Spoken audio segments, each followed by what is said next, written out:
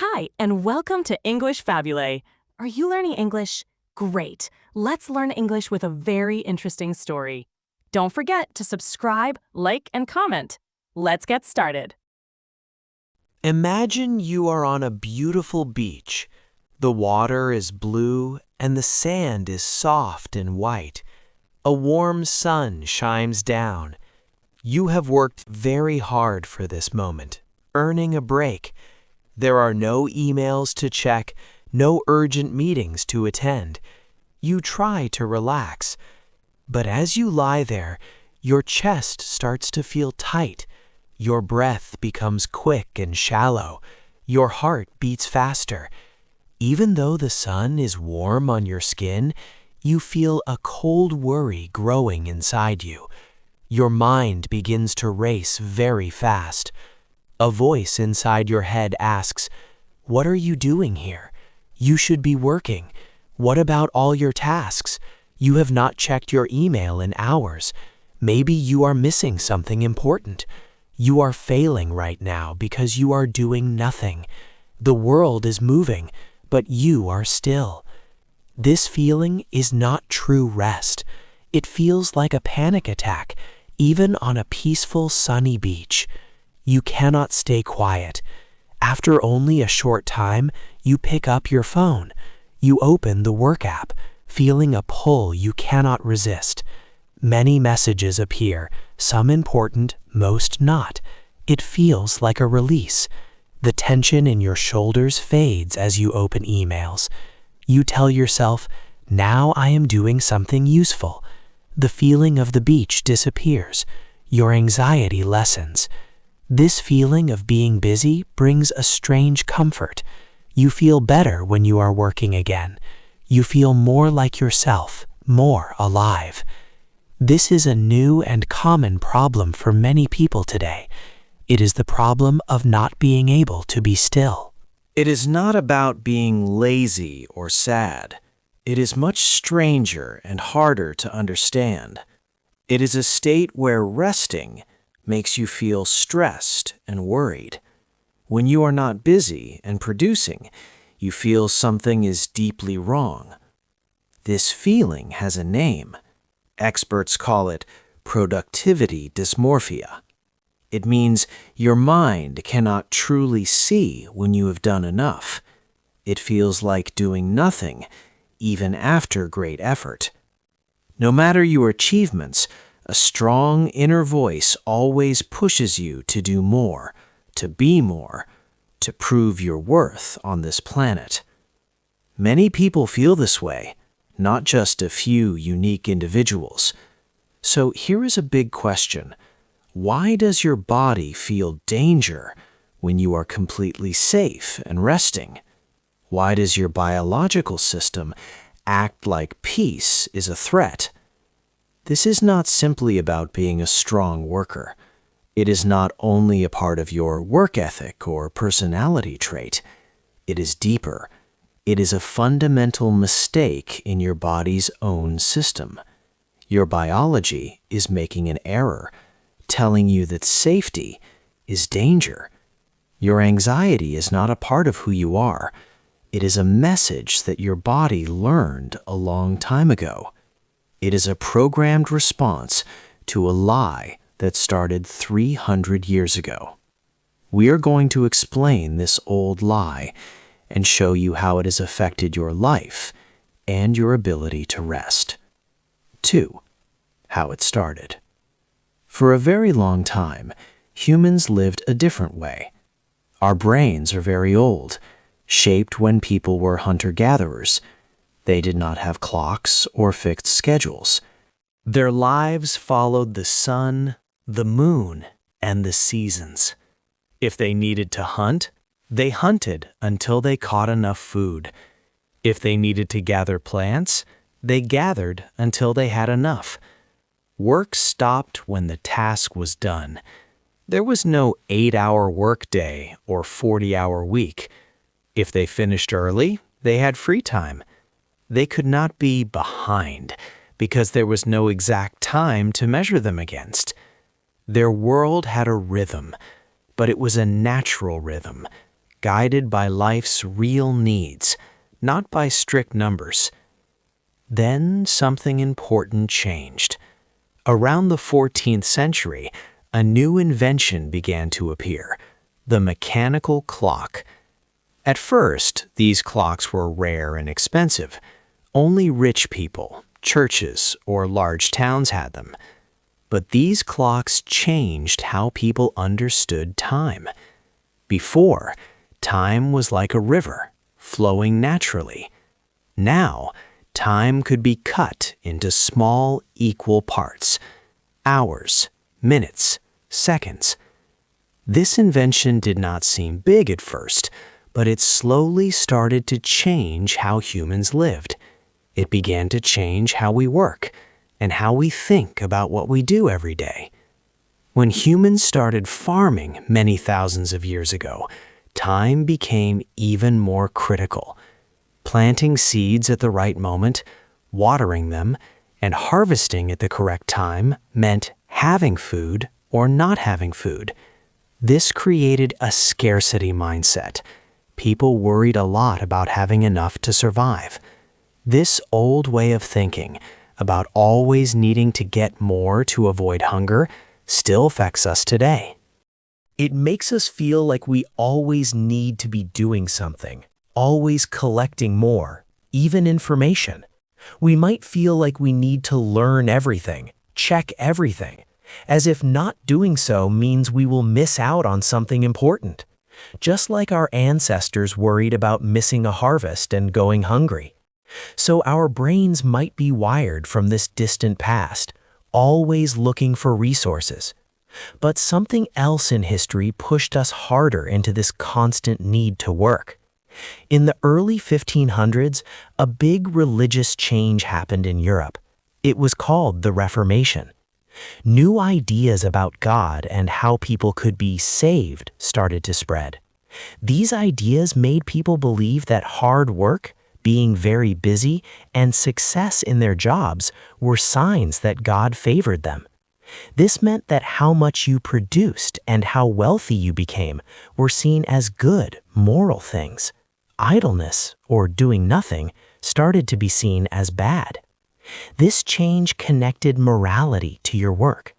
So while our natural biology might have prepared us for stress and survival, this specific religious movement in Europe truly pulled the trigger. It gave us a powerful reason to keep working, to keep producing, and to feel guilty when we didn't. This mix of old biology and new religious ideas set the stage for how we feel about work and rest today. 3. God and money. In the past, people worked to get what they needed to live. They did tasks like gathering food or building homes. Work had a clear end. When a task was finished, they would rest. But then, a very big change happened in Europe in the early 1500s. A new religious movement, the Reformation, started.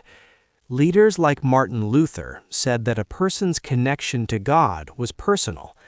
They taught that true faith should be shown in daily life. This changed how people saw work. It taught that success in the world was a sign of God's blessing. If you did well in your job and became wealthy, it meant God was happy with you. This idea became known as the Protestant work ethic. It strongly connected being a good person with being productive and rich. Work was no longer just a means to live. It became important for its own sake. Working hard all the time was seen as good. Being idle or not working became a sin. Earning money was not just for living. It was a sign of being chosen by God. In earlier times, being busy did not mean you were important. For example, if hunter-gatherers found enough food quickly, they often had the rest of the day free. There was no pressure to keep working. Rich or important people often had more free time. Clocks were not common, and most people lived by the sun and seasons. Having free time and not constantly working could even be a sign of high status, showing you did not need to labor all the time. But the Protestant work ethic changed this view completely. It taught that not working was bad and lazy. This idea became very powerful in society. Even today, many people who do not believe in God still feel this strong pressure. They might feel a deep sense of guilt if they are not constantly working or being productive. This feeling is like a spiritual debt. It makes us believe we must always be doing something, always producing, to be worthy. We feel a need to justify our existence through what we achieve. This history is important and shaped society greatly. But what is even more surprising is how these ideas went beyond just beliefs. They actually changed how your brain works. They helped to rewire the paths in your brain, making it much harder for you to truly relax and rest. This change has made modern life, with its constant pressure to do more, feel even more stressful and tiring for many. 4. The brain problem. Our journey takes us inside the brain. We want to understand why resting feels so hard. When you are not doing anything special, a part of your brain becomes active. Scientists call this the default mode network, or DMN. This network works when your mind wanders. It is active when you daydream, remember things from the past, or imagine future situations. When you are focused on a specific, hard task, like doing a math problem, your DMN is less active. But when you relax and let your thoughts go, it lights up. You might think that solving a hard math problem uses more brain power than just thinking about nothing, but this is not always true. When your DMN is active, like when you are daydreaming or just letting your mind roam, your brain can actually use more energy. This is because the DMN is busy building stories. It creates a narrative about yourself, your past, and your future. It works hard even when you feel like you are doing nothing productive. The DMN is like your brain's personal storyteller. It builds the ongoing story of you. For many people, especially those who tend to worry a lot or always strive for perfection, this storyteller can often turn negative. When you stop working and allow yourself to relax, the DMN activates and starts to focus on you. It can bring up criticisms, make you think about past mistakes, or cause you to worry about what might happen next. This inner voice of criticism, which can feel so personal and judgmental, is actually a part of your DMN working overtime. It originally served as a survival tool, helping you learn from errors and plan for safety. But in modern life, it often works against you, creating anxiety when you try to find peace. This makes the DMN a very strong engine for anxiety. When you finally lie down to rest, allowing yourself to stop producing, your brain system for self-reflection becomes intensely active. If you are someone prone to anxiety or perfectionism, this system can feel like a small torture chamber. It makes you replay negative thoughts or anxious possibilities over and over again. It becomes a mechanism of self-judgment. So instead of feeling peaceful, resting can feel like a difficult task itself. The DMN drives much of this anxiety, but it needs something to keep it running. There is a specific chemical in your brain that helps to fuel this cycle. This chemical gives you a brief good feeling when you complete a task. Think about checking something off your to-do list or finishing a project. Your brain releases this chemical and you get a small reward. Your brain learns to chase this feeling, almost becoming addicted to the act of completion itself. So when you try to rest, there are no tasks to finish and no easy way to get that chemical reward. Rest can feel empty, unfulfilling, or even wrong. You might not even realize it, but you are often chasing this chemical high, which keeps you busy and keeps your anxiety fueled. 5. Why we want more. Our brains often tell us to do more, even when we are tired. This happens because of a chemical called dopamine. Dopamine does not just bring pleasure, it creates excitement and makes us want to seek rewards. When you finish a task, your brain releases a small amount of dopamine. This gives you a quick, good feeling. It makes you want to finish another task to get that feeling again. We can become addicted to completing things.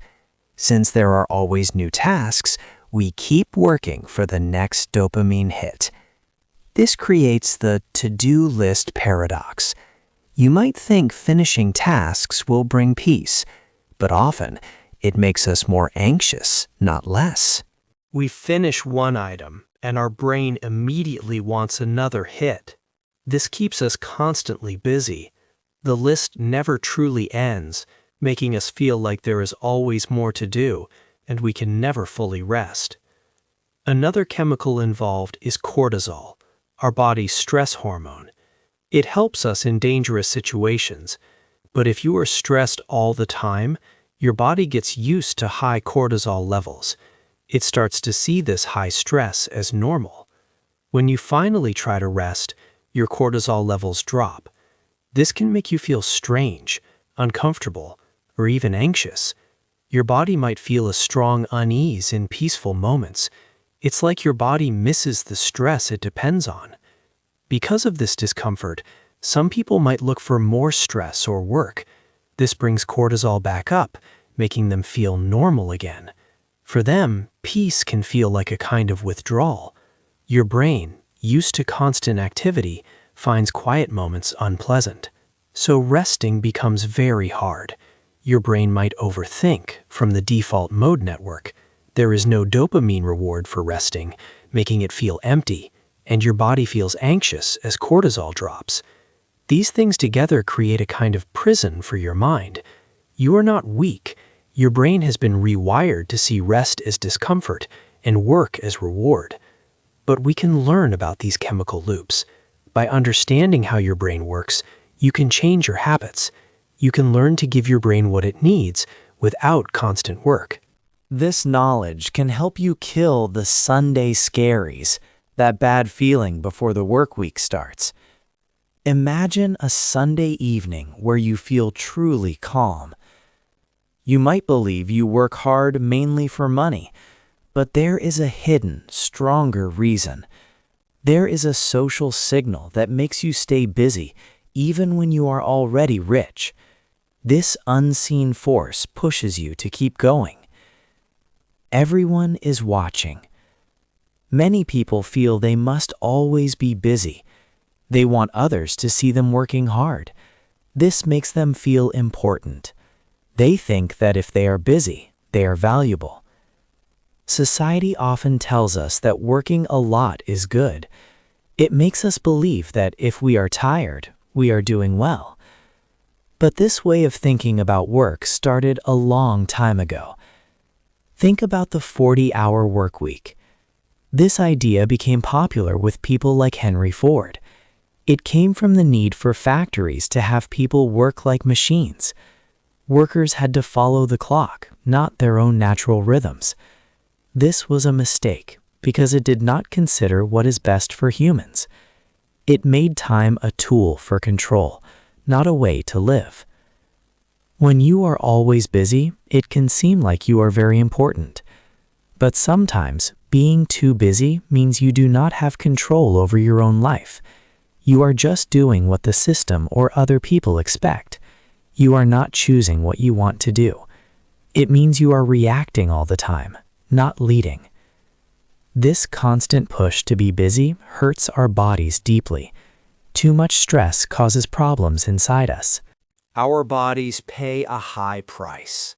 The small parts inside our cells that protect our DNA, called telomeres, can get shorter faster.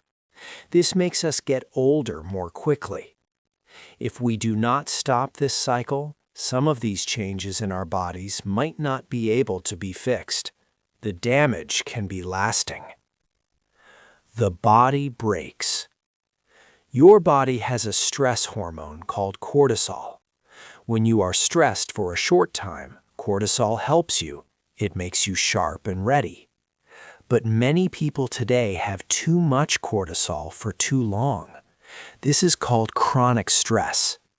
It means your body is always in a state of high alert, never fully relaxing. This constant high alert causes many problems. It can make your immune system weak, so you get sick more often. It can cause problems with your heart and how your body handles sugar. It can even lead to serious illnesses over time. Beyond just feeling sick, chronic stress also makes your body age faster. Inside your cells, you have tiny protective caps on your DNA called telomeres. Think of them like the plastic tips on shoelaces, keeping your DNA from fraying. When you are stressed all the time, these telomeres get shorter more quickly. This means your cells age faster, and you are literally getting older at a quicker rate inside. This constant stress can also lead to a deep tiredness that even a lot of sleep cannot fix. Your energy is drained, and your body feels worn out. Even when a big project is over, your body does not forget the stress. It keeps a kind of score. Your nervous system gets used to high stress levels. When you finally try to rest, your stress hormones might drop. This can feel strange or even wrong. Your body, used to being busy and alert, might feel anxious when things are calm. It might make your thoughts race or your heart beat slowly, creating discomfort. So you might find yourself looking for more work or problems just to feel normal again, because peace now feels like something is missing. Many people feel they don't have enough time for themselves during the day because of work, so they try to take back some personal time late at night. This is known as revenge bedtime procrastination. You might stay up late to watch TV, scroll on your phone, or do hobbies, even when you are very tired and know you need sleep. It feels like a way to get some freedom, but it often makes you more tired the next day. It's a desperate cry for control over your own time and choices, even if it hurts your body. The damage from constant stress and lack of real rest can be serious. Your body is slowly breaking down, and if this continues, some changes might become permanent. This sounds very bad, like a grim diagnosis, but there is a different way. There is a special method from the Netherlands. It might seem strange at first, but it offers a proven way to escape this cycle and help your body heal. 8. How to rest.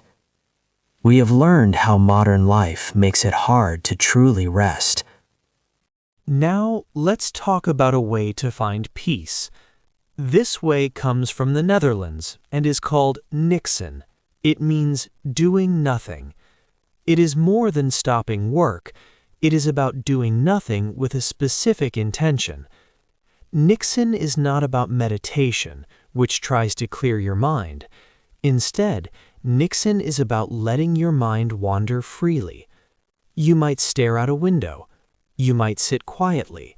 You might simply exist without any plan, goal, or schedule. The key idea is without any use. In a world that always asks us to be busy and productive, niksen offers a powerful idea. It is okay to just be. It says your value does not come only from what you make or do. You have worth just by being alive. Imagine your life 1 month from now after trying niksen. At first, your mind might tell you that you should be doing something. But with regular practice, these busy feelings will become quieter. You will start to find small, calm moments of peace in your day. Your mind will feel less crowded and more clear. This wasting time is actually a powerful tool. It often makes you more effective. When you give your brain time to truly rest and wander, it can solve problems better. It can become more creative. So embracing strategic idleness can be a clever productivity hack. Remember how Chapter 1 talked about the panic attack on the beach? The feeling that resting was wrong, that you were failing? That experience was a clear sign of productivity dysmorphia. It was not a personal flaw. It was a programmed response, taught by a culture that convinces us to connect our self-worth to our constant work. But you are not just a machine made for tasks. You are a human being with a right to simply exist. Your anxiety about rest was not a judgment against you. It was a signal that something needed to change in how you viewed your own worth. You have the right to exist, to breathe, and to simply be without having to produce for others. This understanding can free you. It can bring you back to yourself, making real peace and true rest possible. What is one small step you will take this week to practice doing nothing with purpose? Hey there! Just a second before you go. If you learned something new today, please give this video a like, write your thoughts in the comments, and subscribe to the channel. It only takes a second, and it really, really helps to create even better English videos for you. Your support means the world. Thank you.